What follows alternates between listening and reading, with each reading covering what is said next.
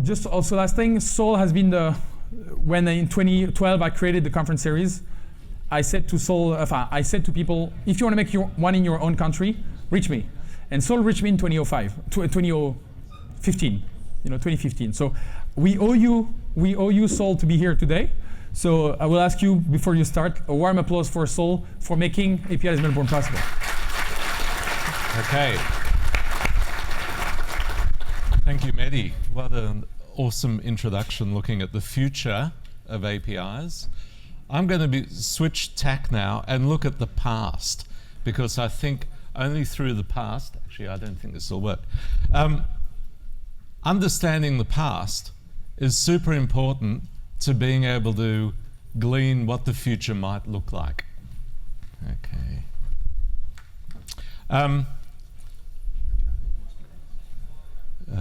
No, I don't. That's fine. I'll just go back and forth. Okay. A lot of tech is a fashion show, right? We might think it's science, we might call it engineering. A lot of it is fashion. Whether we're using angled brackets or curly braces, a lot of us are just following what other people tell us, right? Tech is complex, right? We're dealing with social systems, we're dealing with technical systems, both of which are extremely complex. As humans, we crave guidance. We want to feel part of a group. We want to learn from others. We want to believe what others are doing is cooler or more right than maybe what we're doing. And the result is that we get this constant flux of new names, new labels, rebadging, vendors, and I'm not going to dump on vendors here, but I've worked for vendors a lot in my life. They have techniques, they have incentives to carve out a niche in the market, to give it a name that belongs to them. And so we get these types of dynamics through various different mechanisms like that. So renaming, rebadging, etc. So how do we make sense of all of this confusion and things that change over time, which really are not changing, but the names change? We need to have some historical perspective there. And that's what I want to try and give you in this talk. So I'm going to be looking back at the past of APIs. And I'm going to bring some stories from my own experience in the industry. And that way, I want to bring some level of authenticity to kind of prove to you that I was there. And I think this proof of authenticity is going to be something that's going to be super important in the future. How do you know I didn't just write this talk through ChatGPT last night? So proof point number one. This is a CD-ROM I've got at home on my desk. It's from my first product that I built in the early 90s or mid-90s. Actually, the original product wasn't a CD, it was a floppy disk with a handwritten label. And I think we charged about 10 grand for this. It was an enterprise product. And I was a bit embarrassed at handing over a floppy disk for 10 grand. I was so pleased when we got CDs, right? It looked real. It looked like I bought one. Okay. So I was working for a local company here in Melbourne that was making systems for managing what we called outside plant. Manholes, telephone poles, wires, trenches. We had Telstra, we had utilities as our customers. It was a GIS system, Geographic Information System, for managing huge networks, like Telstra's entire Australian network. Biggest GIS project in the world, 1 terabyte of data, right? And all of that was managed in flat files. So big GIS projects, very difficult because all the spatial data is in a flat file, all the asset data is in a relational database. Keeping the two in sync was extremely difficult. So we tried to find a way out of this. And we licensed some technology from the CSIRO that allowed us to store and index graphics inside a relational database, spatial data in a relational database. These days you get it off the shelf. Oracle Spatial, Postgres, etc. They've all got spatial in them, but back in the early 90s, we didn't have that. So Cyro gave us, sold us a license to some code, and it was my job to take that code and turn it into a product. And I turned it into a server. So on the Unix system, I had a nice little fork process, and we'd fork the request from a socket. And building this thing, I learned network programming. I got my book on TCP/IP out, because that's how we learned things in those days. You went down to Dimmicks, you bought the O'Reilly book. We didn't even have the World Wide Web then, right? Everything was senior developers, they had books on their shelves, right? And part of this product was this client SDK. So this is my first API, and it was a real API. It was written in C. It had an interface that represented points, dots, lines, polygons, etc. And what I discovered, kind of by accident through building this SDK, was that we could represent and integrate with lots of different front-end CAD and GIS systems. So all the systems that were around at the time, Autodesk, MapInfo, Bentley MicroStation, GDS was the main product we were selling our solution in, MicroGDS, etc. I could now all of a sudden send spatial queries to the database, get back the results, and display them on any one of these 5, 6, or 7 different systems. And we could go and sell this to customers all over the world. They might all have different front ends, but we could give them a single back end for their spatial data. For a telco or utility, this was like really important. We also found we put an ODBC layer over the top of it, and all of a sudden we could talk to things like Crystal Reports. Crystal Reports, it was the Power BI of the 1990s. So Crystal Reports, you could do a query, show me all the manhole covers that are more than 10 years old that are within 100 meters of Collins Street, and it'd give you back this report. Go out and check them all because they might be rusty. So this was the power of abstraction and reuse, which was a real eye-opener for me. And sort of tweaked some buttons in. With this reuse, along came this thing called the World Wide Web. It started off a bit small, a bit slow. Not many people knew what to do with it. One of the young engineers in my team, he took our SDK and he turned it into a CGI script, Common Gateway Interface. It's a thing that runs behind Apache, and it allows you to serve data over the web. It was the first real app server, if you like. So this SDK running through Apache server, we could then start to send these spatial data out to a Netscape or an Internet Explorer. Now we couldn't do that directly because you couldn't do vector graphics in a web browser. So we had to write a Java applet. Back in those days, Java was a front-end language. It wasn't yet a back-end language, right? Java was kind of introduced into the world as a way of writing applets to display stuff in Netscape. So all of a sudden, we could stream maps into a web page, and I actually wrote that on my product plan, a web front end for Spatial Data Manager. My boss kind of crossed it out and said, oh, that's blue sky stuff. But within 3 months, we actually had our first client. It was US West in the US, who became Quest. And we were selling them a system where they could display their network maps on their intranet, right? So this was a fabulous example of, here's this SDK that had been built for CAD systems, all of a sudden was reusable on a whole new technology, the World Wide Web. And so this is kind of the essence of innovation. Somebody said innovation is about taking existing things and gluing them together in new and interesting ways. And that's what we were able to grab the opportunity of the web through the fact that we had this reusable SDK. Interestingly enough, the engineer who worked on the Java applet, we used this this kind of open source protocol called Simple Vector Format, SVF. That engineer went on to be part of the SVG committee.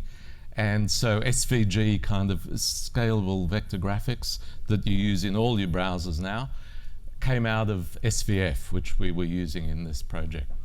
We didn't invent SVF, we borrowed it from the US, right?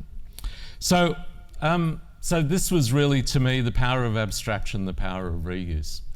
Ultimately, SDM succumbed to bigger competitors, Esri, Oracle, etc. But also, SDM succumbed to software as a service. We realized we'd built the engine for delivering maps, but we didn't own any map data.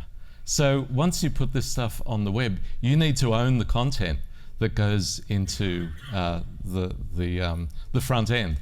And we're just a little software company, we didn't own maps. We recognized this as a problem, and ultimately it came true.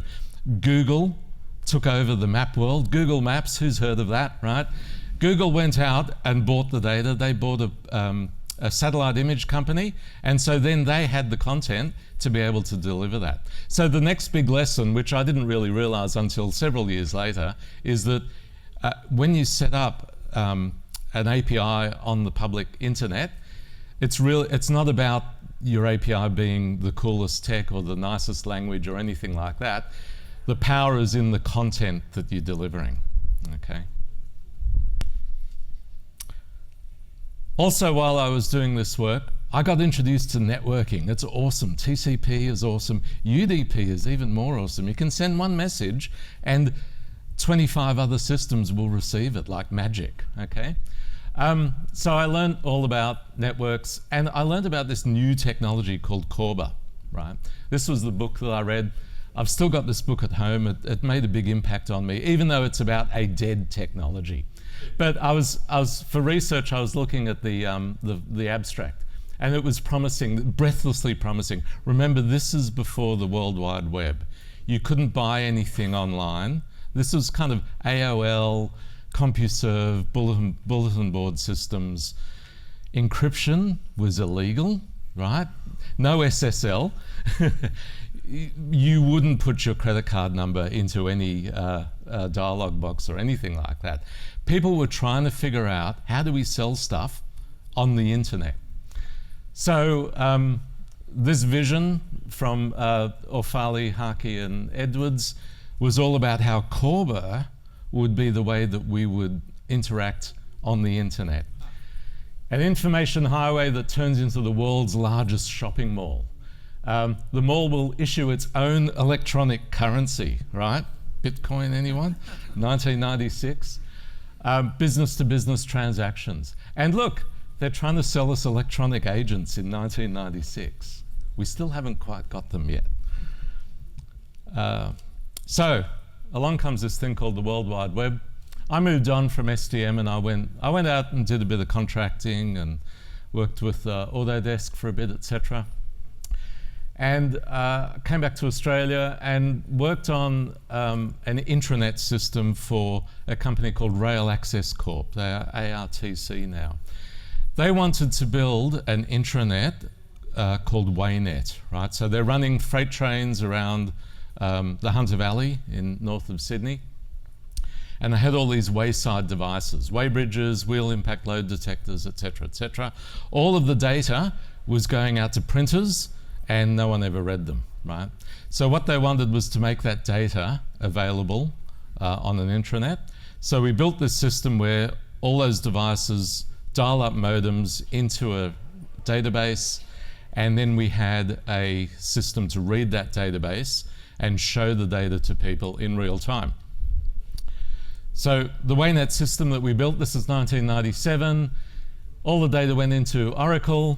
We had this app server called Cold Fusion. I think it still exists out there. It was pretty much like PHP. You type SQL queries into your HTML markup, and it's going to present all the data to you. One of the products that killed my SDM was Autodesk Map Guide. So this was a way of sending maps onto a web page. And we were using this cool new thing called XML, right? This was a draft standard at the time. Interestingly enough, so Rail Access Corp, the customer that I had was ex-military, and he knew about this thing the military had was called mil forms. Mil forms was like a structured data language. There were things like SGML, etc., out in the world, and obviously HTML was there. They wanted this data to be not only on a web page, but they wanted it to be machine readable. And I said, well, there's this thing called XML, how about we use that? So part of WayNet was you could hit Cold Fusion and get back a web page, and that would show you a map and the weighbridge weights and all of those sorts of things. But you could also hit it with a different URL and get back an XML page. And we did really unnatural things to Cold Fusion to get it to serve XML. But I reckon this was Australia's first web API, right? We'd kind of invented the first telephone though. Nothing out there could read it. So it was a nice idea. Another interesting thing that happened at this time, I was trying to figure out, well, what should the URL structure look like? Do I put methods and objects and things like that? I came from a kind of an object-oriented background. I'm trying to figure out how we formalize what this web structure should look like. And I read this paper, the Web Interface Definition Language, which was published to W3C in 1997 by a guy named Phil Merrick. And I reckon this is the first web interface specification language, way before Waddle or Swagger or anything like that. Interestingly, Phil is a local Melbourne guy, Melbourne Uni. He left uni, worked around here for a little bit, and then went to America, where he said, yeah, that's where the software industry really is. He went to America, founded a company called Web Methods, which grew to be one of the biggest middleware companies on the planet, and was acquired by Software AG. And so, you know, a lot of your banks, etc., either used to run Web Methods or still run Web Methods. So, interesting local angle to that. Okay.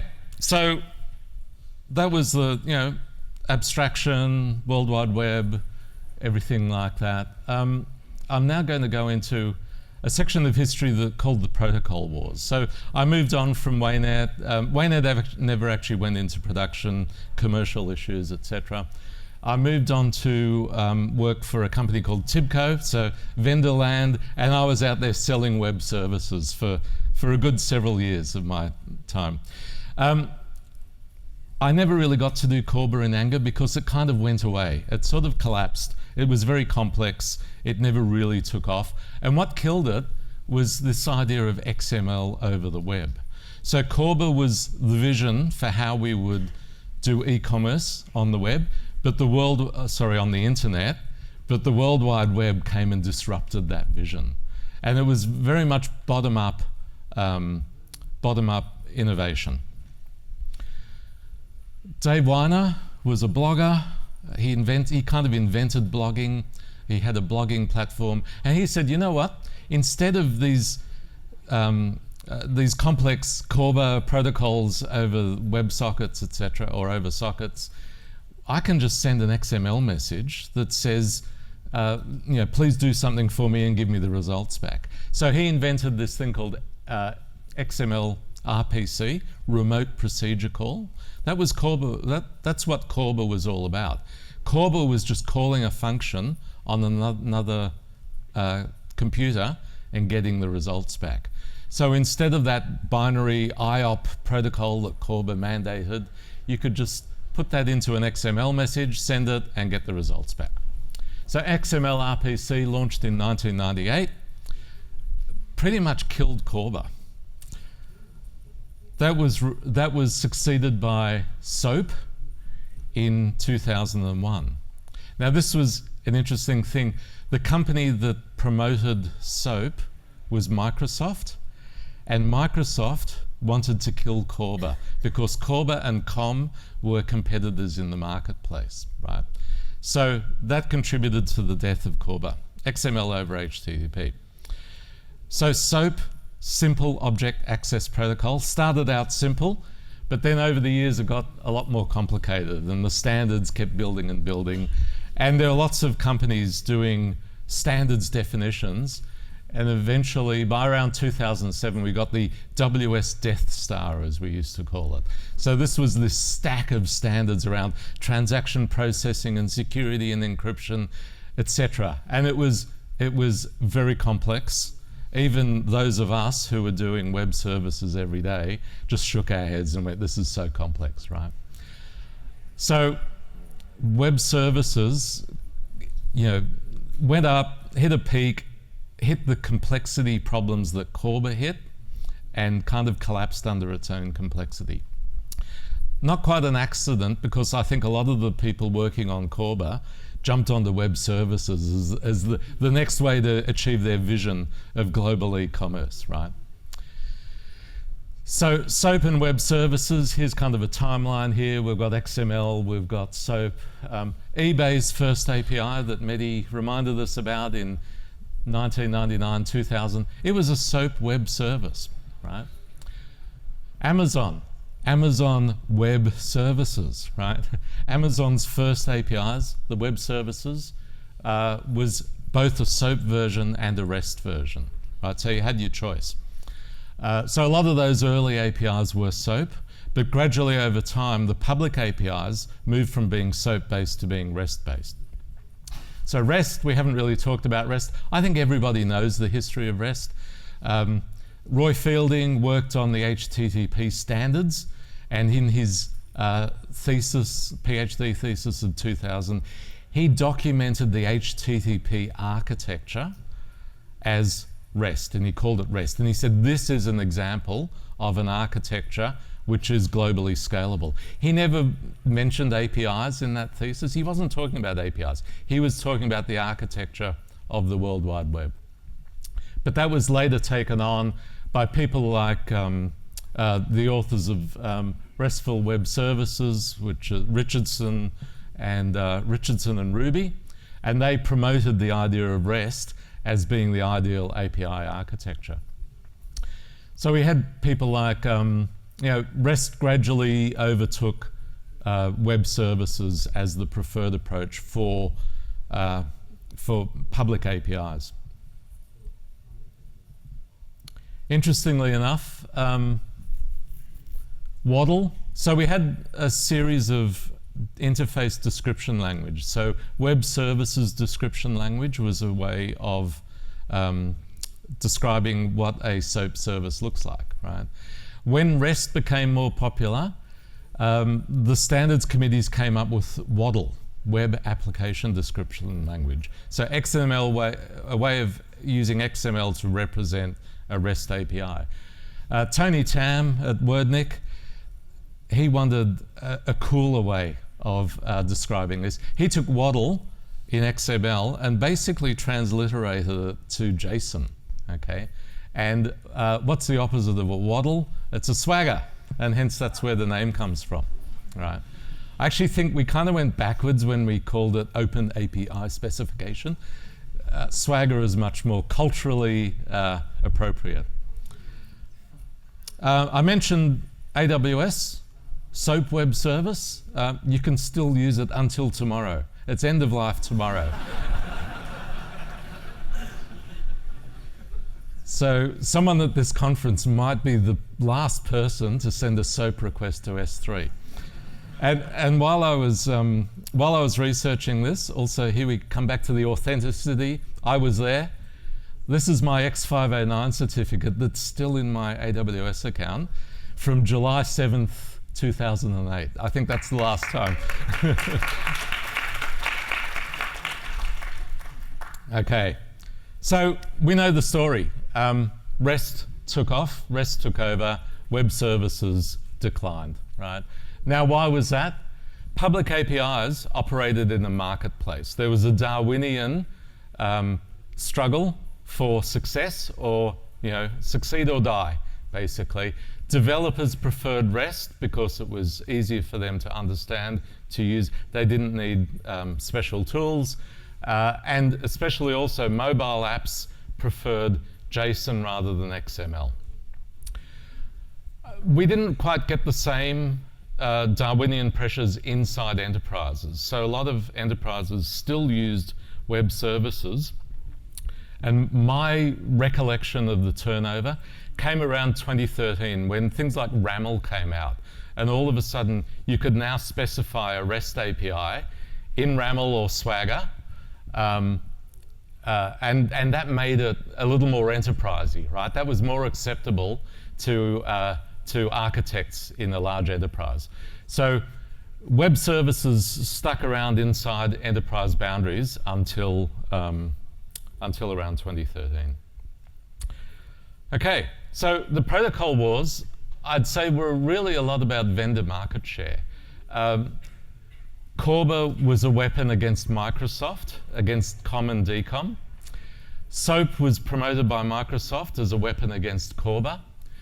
And then when everyone jumped onto the web services standards, this was all the vendors with incentives to try and get their features into the standards. And so that's why the standards became a lot more complex. Okay, so we're now in a post-REST world. So REST has kind of won, but it never did win. We don't have hypermedia, we don't have HattyOS, etc. A lot of the things we call REST APIs are really JSON over HTTP. And then we've also got gRPC, we've got GraphQL, we've got async API, etc. So we've got a very polyglot API landscape, and I think that's a good thing. That represents all the different capabilities that people want to use. Last section I'm going to talk about is how we organize ourselves. Service-oriented architecture was coined by Gartner in 1996. It was the idea that we could expose functionality as services, right? Services which are have a contract, they're abstracted, they're standalone, they have autonomy, etc. These are important architectural concepts. They actually came out of Corba. We know from Amazon. So Mehdi talked about Bezos' big mandate. This is 2010, the Amazon letter to shareholders. Our technology are almost exclusively implemented as services, hardened interfaces, reduced side effects, evolvability. These are the important characteristics of services, and we recognize these as the important characteristics of APIs. I'll skip over this one. So the complexity of web services was kind of recognized in the late 2000s. In 2008, we had this thing called the global financial crisis, the big stock market crash in October, and that led to a lot of budget cuts in enterprises. And so a lot of the SOA projects got mothballed. And that was a blogger named Anne Thomas-Mains, who works at Gartner these days. She was an analyst, still is an analyst. She wrote this blog post called "SOA is Dead, Long Live Services," meaning, you know, all of the web services tooling conversations, we can now get past that and we can move on to what the essence of services and APIs is all about, which is that autonomy, that evolvability, etc. Okay, and of course, we got microservices in 2014, which were restating the same kinds of things, the same basic concepts. So the way we organize ourselves through SOA, through services, through microservices, now platforms and team topologies, they're kind of the same conversation over time. But the names have changed because we like to change names because everything's fashionable, right? Okay, now, so what have we learned from this? We're now in a world, APIs run the world, right? Cloud computing, software as a service, none of those things would be possible without APIs. How many trillions of dollars of market value have been created there? I would say that the original intergalactic e-commerce ecosystem that Corba promised, we've got that now, but we don't have Corba. It's all been done through different technologies and very often a polyglot of bottom-up technologies. Right? So what do we learn from the past? APIs are the superpower for innovation.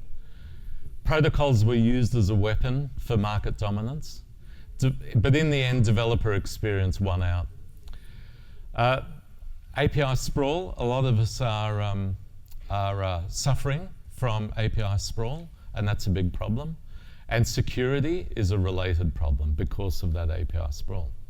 But if we look forward, if we take lessons from the past and look forward, APIs will continue to power innovation, as Mehdi's just shown us and described. I think protocols will again be used as a tool for market dominance, MCP, A2A, blah, blah, blah. So we're starting to see the beginnings of the protocol wars. Now that's not a bad thing. Protocols are good, standards are great, but think about who is this protocol benefiting, okay, when you use it. Developer experience becomes agent experience. And I wonder, will we see HathiOS make a comeback? This is a way for agents to follow a workflow that's expressed by your API.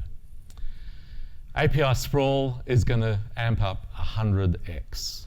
Shadow IT, 100x. API sprawl, 100x. We probably need something like AI to help us fight this problem, okay? Security is still going to be a problem. It's going to amp up 100x.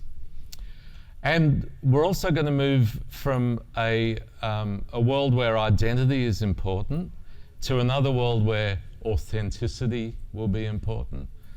Maybe humanity will be important. We're already seeing Cloudflare doing our proof of humanity talks. Okay, that's the end of my talk. Thank you for your time, and sorry I ate into